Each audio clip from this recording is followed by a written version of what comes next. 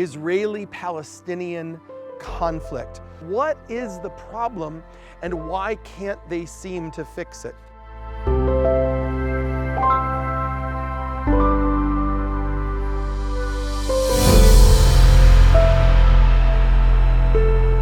Hi, this is Bishop Robert Stearns with Eagle's Wings. I'm standing here on top of Mount Zion.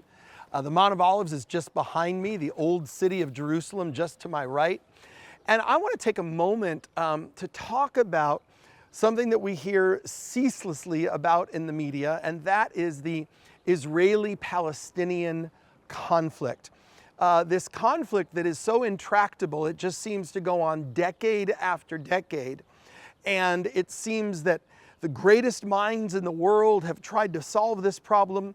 Billions of dollars has been invested to try to solve this problem. And yet, as I'm filming this, we are just beginning to see the end of this second Gaza war after, of course, the slaughter of 1,200 innocent Israelis on October the 7th of 2023. This conflict does not seem to be abating. It doesn't seem to be going away. And as indeed the conflict has become globalized, we've seen an outbreak of this on university campuses. We've seen it in marches in the major cities of our world, particularly across Europe and the United States. I think a lot more people are wanting to become educated on what is the problem and why can't they seem to fix it. Well, to understand that, we've got to zoom out a little bit. We need to understand context. We need to understand history. And then we can begin to understand this current conflict, which really stems back far longer than one might realize. Let's talk about the city of Jerusalem. The city of Jerusalem, founded almost 3,000 years ago by King David. It's established as the capital of Israel. David wants to build the temple here. God doesn't allow him to build the temple, but his son Solomon builds the first temple. And this is the center of Jewish life. This is the center of the people of Israel, stretching back 3,000 years. The first temple is destroyed. The Jewish people go into diaspora. They go into captivity. But eventually God brings them back. The story of Nehemiah, of Ezra, the walls are rebuilt, and the temple is restored. And then really Herod finishes this off and builds the second temple that stands just somewhere right near here. This is the temple that we know Jesus went up into. Everything at that time revolved around temple life here in Jerusalem, the capital city of the Jewish people. Well, AD 70, there is yet another destruction of the temple. There is another dispersion of the Jewish people. But throughout history, a core of Jewish people always remained here.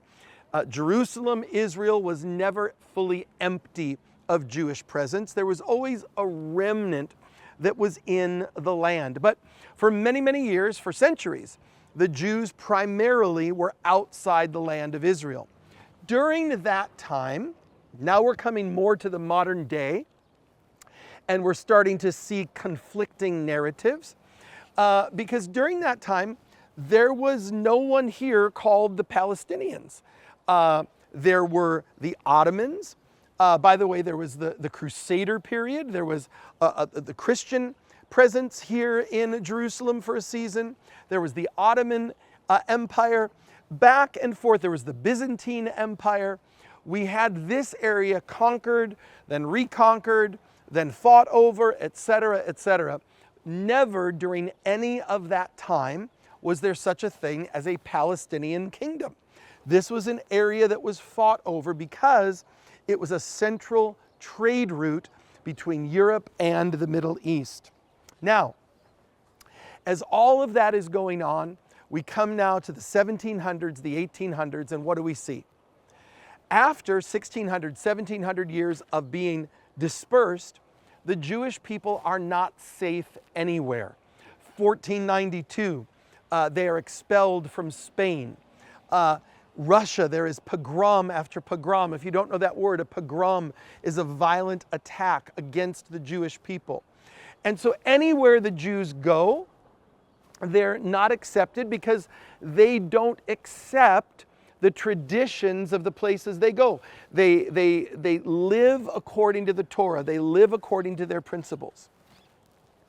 Well, finally, we come to the 1800s, and the violent anti-Semitism in Europe has reached an all-time high. And so Jewish people begin to trickle back and move back home to the land of Israel. Now, this becomes extremely important for us to understand because we're getting to the modern day.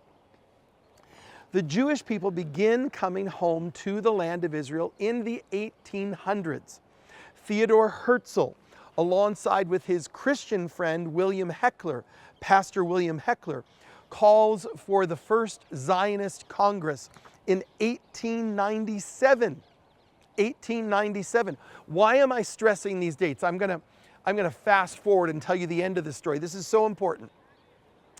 Because the narrative that the media would have you believe is that the state of Israel was created as a response to the Holocaust. The media would have you believe that the state of Israel was created out of European guilt as a response to the Holocaust and as a colonial experiment. But folks, in 1880, 1890, 1895, as hundreds and then thousands of Jews were returning here, this is decades before the Holocaust. Jewish identity and Jewish centrality in Israel did not emerge after the Holocaust.